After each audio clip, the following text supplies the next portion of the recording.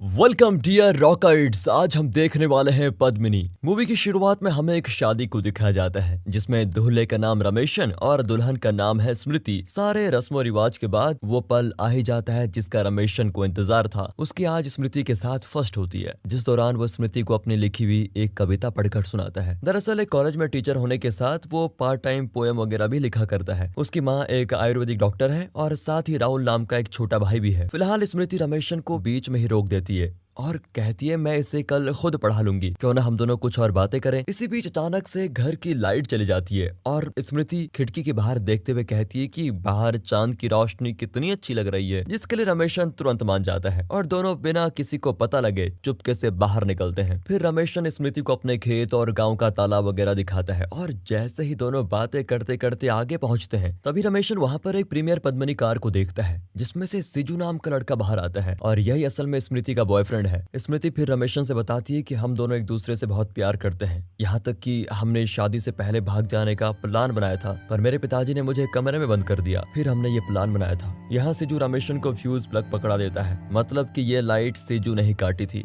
बेचारा रमेशन ये दुख एकदम बर्दाश्त नहीं कर पाता। वो स्मृति से कुछ कह भी नहीं पाता और उसको जाने देता है, मगर इस घटना को गांव वाले देख लेते हैं जो कि इस वक्त वहीं पर मौजूद है। इस कारण अगले दिन यह बात आग की तरह फैल जाती है कि रमेशन की बीवी पहले ही रात को किसी और के साथ भाग गई और ये सब कुछ रमेशन के सामने ही हुआ था। स्मृति के जाने के बाद बेचारा रमेशन अब उदास ही रहने लगता है। उसने फैसला कर लिया है कि वो किसी से भी कभी भी शादी नहीं करेगा और इस तरह पूरे 2 साल का समय बीतता है। पर आज भी रमेशन के ऊपर लोग हंसते हैं। अब एक दिन ऐसे ही जब रमेशन अपने कॉलेज जाता है तो देखता है कि किसी स्टूडेंट ने कुछ टीचरों के नाम उनके निकनेम के साथ दीवार पर लिखे होते हैं। हालांकि इसमें रमेशन का नाम नहीं होता और इस बात से रफी नाम का एक और टीचर काफी गुस्से में होता है, जिसे रमेशन समझाता है कि इस बात को ज्यादा इंपॉर्टेंस ना दीजिए क्योंकि ये किसी का भी काम हो सकता है और अगर उसने ये दोबारा किया तो हम उसे सजा देंगे। उसके समझाने पे रफी समझ जाता है। इसके बाद जब रमेशन कॉलेज से घर लौट रहा होता है तो वहीं पर 2 लोग उसे पद्मिनी बोलकर चिढ़ाने लगते हैं क्योंकि उन्होंने स्मृति को पद्मिनी कार में अपने बॉयफ्रेंड के साथ जाते हुए देखा था। रमेशन तो उन पर कंकड़ फेंककर उन्हें मार कर वहां से भगा देता है। दोस्तों यहाँ मैं आपसे पूछना चाहता हूँ कि क्या कभी आपने बचपन में किसी को फनी नाम दिया है? अक्सर अपने टीचर को दिया है तो कमेंट बॉक्स में जरूर बताइएगा ताकि पता तो चले कि आखिर कैसे कैसे निकनेम रखते हैं हमारे रॉकर्ट्स भाई। चलिए अब स्टोरी में आगे बढ़ते हैं। 2 साल बीत जाने के बाद भी रमेशन के साथ हुई वो घटना वो भुला नहीं पाता क्योंकि उसे ये पद्मिनी नाम सब कुछ याद दिला देता है। ऊपर से जिस फोटोग्राफर को रमेश ने अपनी शादी की फोटो बनाने के लिए दिया था वो शादी के बाद से ही उसके पीछे पड़ा हुआ रहता है, जिससे रमेशन समझाता है कि मैं नहीं लेना चाहता भाई। फोटोग्राफर उसे एल्बम 3000 रुपए में देने को तैयार है, लेकिन रमेशन फिर भी मना कर देता है क्योंकि वो इस शादी के बारे में जरा सी भी याद नहीं रखना चाहता। इसके बाद हमें गाँव के एक बूढ़े आदमी का फ्यूनरल दिखाते हैं जिसमें पास और दूर के सभी लोग शामिल होते हैं। यहाँ रमेशन एक लड़की को देखता ही रह जाता है जिसे उस लड़की की माँ रमेशन के पास लेकर आती है और कहती है कि यहाँ काफी लोग आए हुए हैं, तुम इसे अपने घर लेके चले जाओ क्योंकि इसे तुम्हारा बाथरूम इस्तेमाल करना है। रमेशन भी खुशी खुशी उस लड़की को अपने साथ घर लेकर जाता है। जहाँ पहुँचने के बाद रमेशन देखता है कि वो लड़की उसके छोटे भाई राहुल को किस कर रही है, मतलब कि वो राहुल की गर्लफ्रेंड थी और उसने राहुल से मिलने के लिए ये किया था। बाकी बात की जाए रमेशन की तो ये देखकर उसका दिल टूट जाता है, जिसे ऐसे उदास देखकर रमेशन की मौसी का लड़का मदान उससे कहता है कि भाई अब तुम्हें शादी कर लेनी चाहिए, आखिर तुम कब तक ऐसे ही रहोगे। आगे वो कहता है कि मैं तुम्हारा कोई बहाना नहीं सुनूंगा, कल तुम मेरे साथ एक मैरिज ब्यूरो चलोगे, ओके। अब रमेशन को भी हाँ कहना पड़ता है। अगले दिन जब वो मदान के साथ वहाँ पहुँचता है तो वहाँ पर जयान नाम का आदमी पहले से बैठा होता है जो कि इस मैरिज ब्यूरो में अपने लिए कोई अच्छा रिश्ता ढूंढने के लिए आया है। यहाँ मदान इस ब्यूरो के मालिक से रमेशन के बारे में बताता है। अब ये बात सुनकर जयान को हंसी आती है। ब्यूरो का मालिक रमेशन से कहता है कि मैं आपसे मैच कर रही प्रोफाइल्स के बारे में आपकी मीटिंग फिक्स करा देता हूँ, जिसके लिए रमेशन राजी नहीं होता, लेकिन मदान उसे जबरदस्ती वहाँ लेके जाता है। इनको पहले श्री नाम की लड़की के घर मीटिंग के लिए पहुंचना होता है जो कि वैसे कुमारी है और उसकी एज थोड़ा ज्यादा हो गई है, इसलिए उसकी माँ ने रमेशन के साथ ही उसकी मीटिंग फिक्स करने के लिए हाँ कर दिया होता है, जबकि वो जानती है कि रमेशन की एक शादी ऑलरेडी हो चुकी है। उसका मानना होता है कि श्री को इस उम्र में कोई अच्छा लड़का तो मिलेगा नहीं, लेकिन श्री अपने पसंद के लड़के से ही शादी करना चाहती है जो कि उसे बहुत प्यार दे। यही वजह है कि उसने कई रिश्तों को पहले ही मना कर दिया। इसी बीच रमेशन और मदान वहाँ पर आ जाते हैं। अब जैसे ही मेन गेट खोलकर रमेशन अंदर घुसता है वो देखता है कि श्री के घर के बाहर एक पद्मिनी कार खड़ी हुई है, इसीलिए वो वापस जाने लगता लगता है। और जब श्री की माँ ये देखती है तो वो मदान से पूछती है कि भाई भला ऐसा क्या हो गया कि रमेशन ने बिना लड़की को देखे रिजेक्ट कर दिया। तो मदान के मुंह से निकलता है कि रमेशन को आपका घर अच्छा नहीं लगा और साथ ही उसे पद्मिनी कार से नफरत है। ये सुनकर श्री एकदम आग बबूला हो जाती है और वो इस बात पर रमेशन से लड़ पड़ती है और कहती है कि तुम्हारे इसी स्वभाव की वजह से तुम्हारी पहली शादी भी टूटी होगी। इस पर तो रमेशन उससे कहता है कि चलो मेरी तो शादी भी हो गई थी लेकिन तुम्हारी तो हुई भी नहीं क्योंकि कोई तुम्हें पसंद ही नहीं करता। ये सुनकर श्री अंदर से बाकी की प्रोफाइल्स लेकर आती है जिन्होंने उससे मिलने की रिक्वेस्ट की थी, पर तब तक रमेशन मदान के साथ चला जाता है। रमेशन बाकी प्रोफाइल्स पेजेस फाड़ते हुए कहता है कि मुझे अब और किसी से नहीं मिलना, जिसे मेरी जिंदगी में आना होगा वो आ जाएगा। इसके बाद हमें रमेशन के कॉलेज को दिखाया जाता है जहाँ पद्मिनी नाम की एक नई मैथ्स टीचर आई होती है, जिसे रफी पीछे कॉरिडोर में जाते दौरान पीछे से उसका नाम पुकार कर कहता है। अब रमेशन जब ये सुनता है तो उसे लगता है कि रफी उसको पद्मिनी बोलकर चिढ़ा रहा है और वो गुस्से में आग बबूला होकर बिना सोचे समझे रफी को एक जोर की किक मारता है, जिसे पद्मिनी समेत वहाँ पर सभी लोग देखते रह जाते हैं। और जब रफी से पूछने पर उसे पता चलता है कि उसे प्रिंसिपल ने ऐसा करने के लिए कहा था तो वो बिना उसकी पूरी बात सुने ही प्रिंसिपल को भी लगा देता है। इसलिए प्रिंसिपल रमेशन की माँ को मिलने के लिए बुलाते हैं, जिस दौरान उनके साथ मदान भी आता है। यहाँ मदान प्रिंसिपल को सारी बात बताता है कि रमेशन ने ऐसा क्यों किया, लेकिन प्रिंसिपल अब भी रमेशन के खिलाफ सख्त एक्शन लेना चाहता है। इसलिए मदान तो उस पर भड़क जाता है और इस कारण रमेशन की तरह मदान को भी बाहर जाकर खड़ा होना पड़ता है। फिर रमेशन की माँ प्रिंसिपल को किसी तरह समझाती है। अब अगले दिन रमेशन कुछ दिनों के लिए कॉलेज ना जाने का फैसला करता है, जिस दौरान पद्मिनी को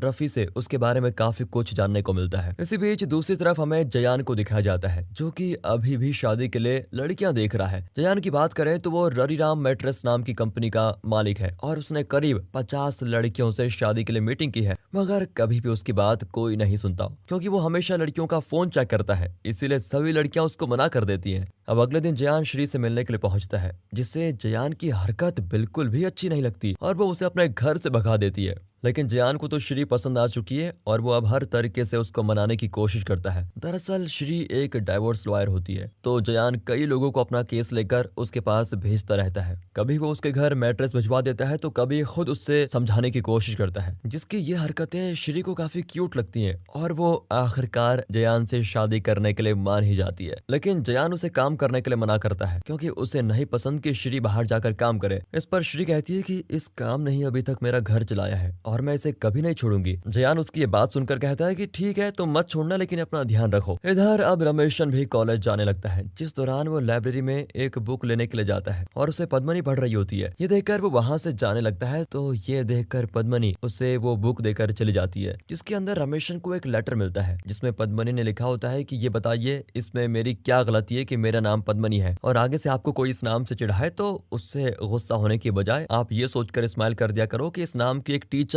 आपके कॉलेज में पढ़ती है। आपके चेहरे पे स्माइल बहुत अच्छी लगती है। ये पढ़ने के बाद रमेशन का मूड काफी अच्छा हो जाता है और वो साथ ही काफी खुश भी होता है, जिसके बाद वो पद्मिनी से मिलना जुलना शुरू करता है और जल्द ही दोनों एक दूसरे से प्यार भी करने लगते हैं। इसी बीच जब भी कोई रमेशन को पद्मिनी कहकर बुलाता है तो वो अपने नाम के साथ पद्मिनी का नाम सुनकर काफी खुश होता है। वो अब इस चीज से बिल्कुल भी गुस्सा नहीं होता, जिसको ऐसा देखकर सभी हैरान होते हैं। जल्द ही रमेशन अपने परिवार के साथ पद्मिनी के घर रिश्ता लेकर चला जाता है, जिसके लिए पद्मिनी का परिवार खुशी खुशी राजी हो जाता है। उन्हें रमेशन की पहली शादी के बारे में पद्मिनी ने पहले बता दिया था, पर उससे उन्हें कोई फर्क नहीं पड़ता। मगर पद्मिनी के अंकल जब रमेशन से पूछते हैं कि क्या तुम्हें तुम्हारी पहली बीवी ने डाइवोर्स दिया है, अगर नहीं लिया तो जल्दी से डाइवोर्स ले लो, उसके बाद ही हम तुमसे अपनी बेटी की शादी करवा पाएंगे। अब जब स्मृति भाग गई थी तो इस शौक की वजह से रमेशन ने कभी इस बारे में सोचा ही नहीं। फिलहाल पद्मिनी रमेशन को कोर्ट ले जाकर अपनी लॉयर दोस्त से मिलने के लिए बोलती है, जो कि कोई और नहीं बल्कि श्री है। अब रमेशन को अपने सामने देखकर श्री उसका केस लेना तो चाहती नहीं, पर आज तक वो कोई भी डाइवोर्स केस नहीं जीती, इसलिए उसे कोई केस मिलना भी नहीं था। इसलिए वो रमेशन का केस ले लेती है और उसको ऐसा दिखाती है कि वो पद्मिनी की वजह से ऐसा कर रही है। वो रमेशन से कहती है कि तुम अपनी बीबी को साथ ले आओ, दोनों के साइन करवा लो, मैं म्यूचुअल डाइवोर्स के लिए अप्लाई कर दूंगी। बेचारे रमेशन को तो ये भी नहीं पता कि स्मृति आखिर इस वक्त है कहाँ पर, इसलिए वो मदान के साथ स्मृति के घर जाकर उसके बारे में पता करने के लिए भेजता है। यहाँ रमेशन को उम्मीद होती है कि स्मृति के पिता उसके पैरों पर गिर जाएंगे,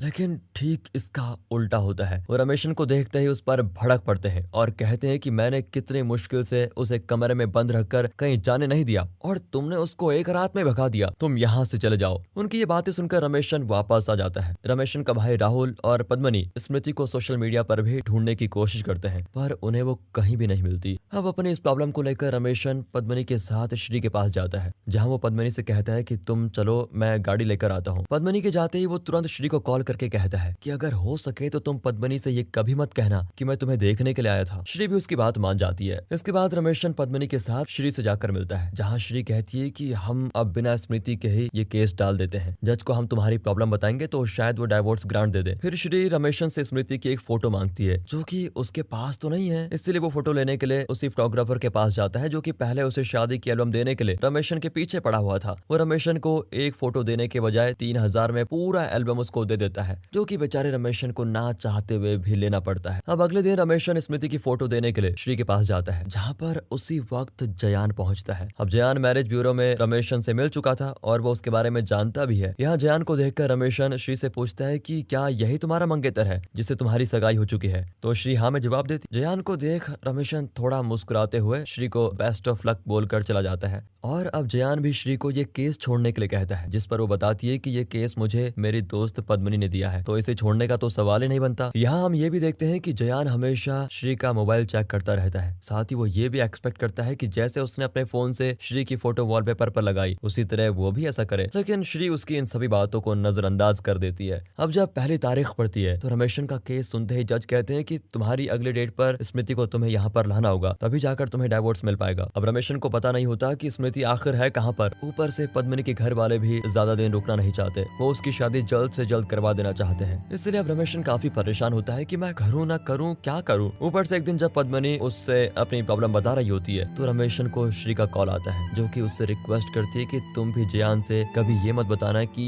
तुम मुझे मिलने के लिए आए। इसके लिए रमेशन भी मान जाता है। इसी बीच जयान फिर श्री से कहता है कि तुम ये सब कुछ छोड़ दो और अगर तुम्हें बोरियत महसूस होती है तो तुम मेरी कंपनी के काम को संभाल लेना। वैसे भी कौन सा तुमने कोई केस जीता है, उसी तरह तुम रमेशन का केस भी हार जाओगी, ये तुम मुझसे लिख कर ले लो। जयान की ये सारी बात सुनकर श्री को थोड़ा अजीब सा लगता है, तो वो उसको चैलेंज देते हुए कहती है कि मैं ये केस किसी भी कीमत पर जीत कर दिखाऊंगी। इसीलिए अगले दिन श्री सीधा रमेशन के घर पर पहुंचती है, जहाँ से वो रमेशन को अपने साथ लेकर स्मृति के घर पहुंचती है। फिर रमेशन श्री से कहता है कि मैं अंदर नहीं जाऊंगा, तुम ही जाकर बात करो। इसीलिए श्री स्मृति के पिता को बताती है कि मैं रमेशन की वकील हूँ और मैं इसी सिलसिले में स्मृति से मिलना चाहती हूँ। लेकिन स्मृति के पिता श्री को ले जाकर एक डॉग के सामने खड़ा कर देते हैं। वो कहते हैं कि जब से मुझे मेरी बेटी के भाग जाने के बारे में पता चला, तब से मैंने उसके नाम का एक कुत्ता पाल लिया है, तो तुम लोग भी हमारे घर की स्मृति से बात कर लो। उनका गुस्सा देखकर श्री वापस रमेशन के पास चली आती है और जब दोनों निकलने वाले होते हैं तभी स्मृति की बहन उन्हें एक नंबर देती है, जो कि स्मृति के दोस्त का है। उसी के जरिए इन्हें स्मृति का पता चल सकता है, जिसे पाकर दोनों काफी खुश होते हैं। वहाँ से लौटते वक्त श्री को रमेशन के साथ आते हुए जयान देख लेता है और यहाँ से उसे दोनों के बारे में शक होने लगता है। इधर जल्दी रमेशन को पता चलता है कि स्मृति इस वक्त चेन्नई में है, यहाँ तक कि उसका एड्रेस भी रमेशन को मिल चुका है। रमेशन और श्री साथ में चेन्नई जाते हैं, जिस दौरान जब जयान श्री को फोन लगाता है तो उसका फोन नहीं लग रहा होता है। जयान को इस पर शक होता है और उसका शक धीरे धीरे बढ़ता ही जाता है। फिर वो इस बारे में बात करने के लिए पद्मिनी के पास जाता है, जहाँ वो पद्मिनी से कहता है कि दोनों साथ में गए हैं। आपको पता है? हाँ, पद्मिनी को इसके बारे में पता होता है, पर फिर भी वो पद्मिनी से जबरदस्ती रमेशन को फोन करने के लिए कहता है। इसी दौरान वो भी श्री को फोन लगाता है। अब दोनों का ही फोन नॉट रीचेबल आ रहा होता है, क्योंकि श्री और रमेशन इस दौरान लिफ्ट के अंदर होते हैं।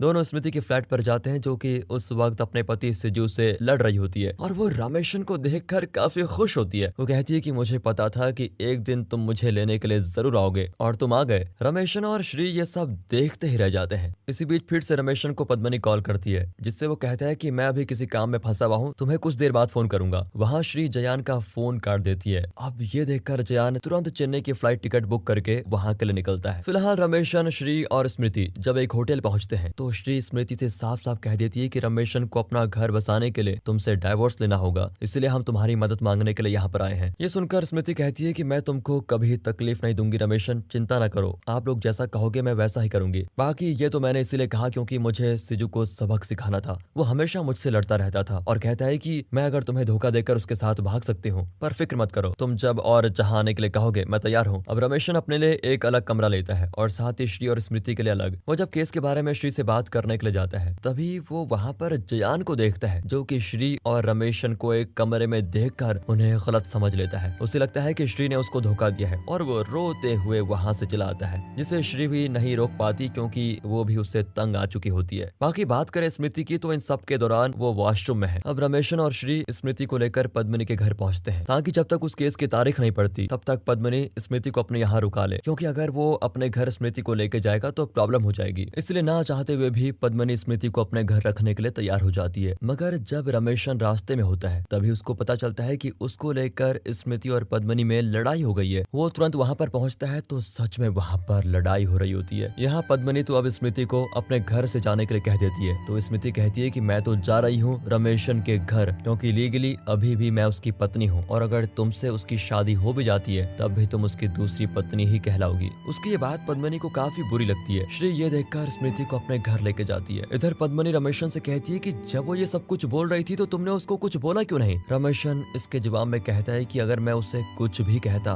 तो शायद वो कोर्ट में ना जाती, इसलिए हमें कुछ दिनों तक उसके साथ ठीक से पेश आना होगा। इस पर पद्मिनी कहती है कि अब की बार की तारीख में अगर तुम्हें डाइवोर्स नहीं मिला तो तुम मुझे भूल जाना। खैर वो दिन आखिरकार आ ही जाता है जब स्मृति को कोर्ट में आना है, मगर वो श्री को चकमा देकर वहाँ से भाग जाती है। ये देखकर जज रमेशन को एक और डेट देता है, लेकिन इससे फाइनली रमेशन और पद्मिनी का रिश्ता टूट चुका है। पद्मिनी चुपचाप वहाँ से चली जाती है और उसके अंकल रमेशन को धमकी देते हैं, अगर अब मैंने तुम्हें पद्मिनी के साथ आसपास कहीं भी देखा तो अच्छा नहीं होगा। बेचारा रमेशन चुपचाप एक पेड़ पर बैठा होता है। उसकी जिंदगी में खुशियां आने वाली थी पर फिर सब कुछ खत्म हो गया। यह स्मृति रमेशन के पास आती है और कहती है कि मैं सिजू को सबक सिखाने के लिए तुम्हारे साथ आई थी। मुझे लगा वो मुझे मनाने आएगा, मगर वो तो अब किसी और के साथ शादी कर रहा है, इसलिए मैं डर गई और मुझे लगा कि मैं कहाँ जाऊंगी अगर तुम्हें डाइवोर्स दे दिया तो। वो रमेशन से कहती है कि अगर तुम किसी तरह सिजू की शादी रोक दो तो मैं तुम्हें पक्का डाइवोर्स दे दूंगी। ये सुनकर रमेशन कुछ भी रिएक्ट नहीं करता और तभी श्री अपनी पद्मिनी कार में बैठकर उसके पास आती है। जिसके साथ ही ये सीन यहाँ पर होता है कट। अब हमें कुछ दिन आगे का सीन दिखाते हैं जहाँ हम देखते हैं कि सिजू की मोनिशा नाम की लड़की से शादी हो चुकी है। वो अब अपनी बीवी के पास कमरे में जाता है। वैसे ही लाइट चली जाती है